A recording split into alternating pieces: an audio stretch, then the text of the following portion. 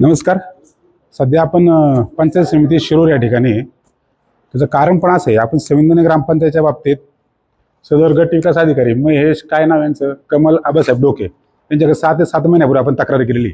हा माणूस त्या जागेवर नसतो आणि यांनी पत्र काढले. पत्रामध्ये काय लिहिलं आहे की शौचालयाची चौकशी करावी म्हणून संविधानाच्या. आता हे नाही तिथं तुम्ही पाहू शकता, हे कुठेतरी गेलेत कामाला बिमाला कुठेतरी बाहेर. हे व्हिडिओ नाही आहे इथं आणि सहाय्यक व्हिडिओ आहेत. तर सहाय्यक व्हिडिओंना काय आता एवढं काय बोलता येत नाही. सहाय्यक व्हिडिओ पण आहेत. पण सदर असणारे हे गट विकास अधिकारी यांच्याकडे वारंवार तक्रारी केल्या संविधानाच्या ग्रामपंचायतीविषयी की असे भ्रष्टाचार झालेत. पण हा माणूस, याला काय पगार भेटतो का नाही माहीत नाही आम्हाला, पण हा कारवाईच करायला मागत नाही. आता कारवाई का करायला मागत नाही याचं कारण पण असू शकतं काहीतरी. तरी संविधानिक ग्रामपंचायतीमध्ये शौचालयाचं जे काम आहे त्याच्यामध्ये भ्रष्टाचार आहे. मी अख्ख्या ग्रामपंचायतच्या भ्रष्टाचाराची चौकशी करण्याबाबत पत्र दिले. यांनी फक्त शौचालयाचं पत्राचं माझ्याकडं बांधकाम विभागाचे अधिकारी त्यांना चौकशी समितीला नेमले. पण बांधकाम विभागाचे जे अधिकारी आहे त्यांना चौकशी समितीला नेमून फायदा काय आहे? कारण का तेच बांधकाम विभागाच्या अधिकाऱ्यांनी त्याचे मूल्यांकन तयार केले. मी भ्रष्टाचार ज्यांनी केला आहे त्यालाच तुम्ही चौकशीचे नेमले आणि 3 महिने झाले त्यांनी काहीच चौकशी केली नाही. तुम्ही करताय काय? कोणाला पगार भेटत नाही का इथं पंचायत समितीच्या अधिकाऱ्यांना? हे लय मोठी गांभीर्याचे विषय. यांना लाख 2-2 लाख पगार असतील, त्यांना 7 वेतन आयोग 8 वेतन आयोग सगळ्यांना लागू आहे. ते कारवाई का करत नाहीत? एवढे भ्रष्टाचाराचे पुरावे असून सुद्धा संविधानिक ग्रामपंचायतीच्या बाबतीत अजिबात अजिबात कारवाई करताना आपल्याला दिसत नाहीये. त्यामुळे प्रशासनाने याच्यावर त्वरित कारवाई करावी, याच्यावर सखोल चौकशी करावी. विभाग आयुक्तांचं पत्र आहे, मुख्य कार्यकारी अधिकारी जोशींचं पत्र आहे, परंतु या माणसाने आतापर्यंत अहवाल सादर केलेला नाही. यांनी जर पुढल्या 15 ते 20 दिवसात जर अहवाल सादर नाही केला आम्हाला स्वतःला घेऊन, तर यांच्या स्वतःच्या ऑफिसमध्ये घुसून औषधाची बाटली घेऊन किंवा पेट्रोल ओतून आम्ही आत्मदहन करणार आहे. आम्ही सगळे कार्यकर्ते त्यावेळेस हे डोके नको पहिला दाखल करायचा आणि जेवढं चौकशीमध्ये जेवढे असतील अधिकारी ज्यांच्याकडे पत्र आतापर्यंत राहिले 6 महिन्यात त्याच्यावर सगळ्यांनी गुन्हे दाखल करायचे अशी आमची मागणी. माझ्या जीविताला काय झालं तर डोके पहिला जबाबदार आहे. धन्यवाद. बरोबर. नमस्कार.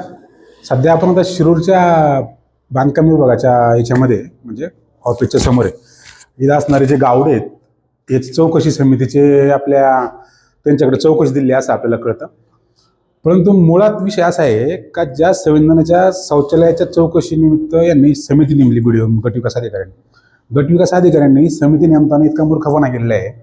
आपण ग्रामपंचायतच्या सर्व रोखलेखाबाबत म्हणजे ग्रामपंचायत सगळ्या आर्थिक व्यवहाराबाबत चौकशी करण्याचं गटविकास अधिकाऱ्यांना तक्रार केलेली आहे. तक्रारीत आपण म्हणलेलं आहे.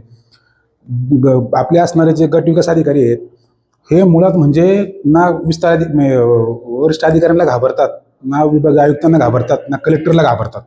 त्याचं कारण पण तुम्हाला सांगतो. विभाग आयुक्तांनी यांना पत्र दिले.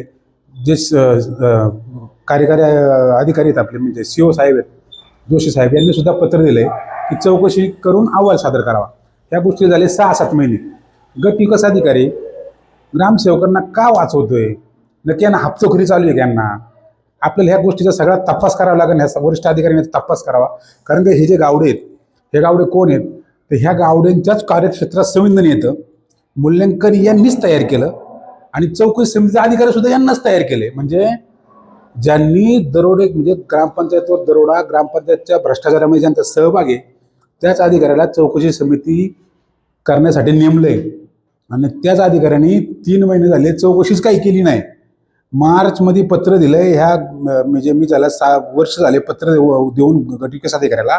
ह्या गटविकास अधिकारी डोक्यानं या गावड्यांना म्हणजे असणारे हे MM राऊत मुख्य अभियंता यांच्या नावाने पत्र काढून 3-4 महिने झालं गावड्यांची चौकशी. आणि गावडे सगळा मेन आहे याचा सूत्रधार. म्हणजे मूल्यांकन तयार करा हे यांचं मूल्यांकन तयार केल्यावरच ग्रामपंचायतमधून बिल काढलं जातं आणि हे बिल निघल्यावर मग भ्रष्टाचार होतो. आता हे कसं काय चौकशी अधिकाऱ्यामध्ये म्हणते काय मूल्यांकन हे बरोबर तयार केलं म्हणून? बरोबरच म्हणणार ना ते. चौकशी अधिकाऱ्यामध्ये ज्यांना चौकशी अधिकारी नेमले त्यांनीच त्याच्यामध्ये चोऱ्या केलेल्या आहेत आणि त्यांनाच तुम्ही चौकशी अधिकारी नेमले. म्हणजे असणारा हा गटविकास अधिकारी एकदम फ्रॉड माणूस आहे. या डोक्यावर कारवाई करा. कारण का असणाऱ्या ज्या विहिरी आहेत हे विहिरीसुद्धा म्हणजे रोजगार हमीमध्ये ज्या विहिरी येतात या विहिरीमध्ये सुद्धा मोठा भ्रष्टाचार आहे लाखो रुपयाचा. प्रत्येक विहिरीवाल्याकडून 50-50 हजार रुपये घेतले जात असल्याची चर्चा सुद्धा आहे शिरूर तालुक्यामध्ये. त्याचं कारण सांगतो तुम्हाला. कवटे असतील, संविधाने असतील, इथल्या आजूबाजूच्या ज्या विहिरी आहेत त्या विहिरीमध्ये इतक्या मोठ्या प्रमाणात भ्रष्टाचार आहे. म्हणजे ज्या गटामध्ये विहिरी आहेत मंजूर त्या गटामध्ये विहिरीच नाही आहेत, वेगळ्या गटामध्ये विहिरी आहेत. गट विकास अधिकारी याच्याकडे दुर्लक्ष करतोय, जाणून बुजून दुर्लक्ष करतो, कारण याला हप्तेखोरी भेटते म्हणून हा दुर्लक्ष करतो. अशा अधिकाऱ्याला एकदम पहिले सस्पेंड करा किंवा जे चौकशी करा. भ्रष्टाचाराबाबत चौकशी का होत नाही? संविधानाच्या ग्रामपंचायतीमध्ये लाखो रुपयाचा भ्रष्टाचार आहे तरी चौकशी होत नाही. त्यामुळे लवकरात लवकर वरिष्ठांची दखल घ्यावी, अन्यथा स्वतः आत्मदहनाचा इशारा आम्ही दिलेला आहे. पुढल्या 15 दिवसात ते 20 दिवसात चौकशी अहवाल सादर करावा अशी आमची विनंती आहे. जय हिंद, जय महाराष्ट्र.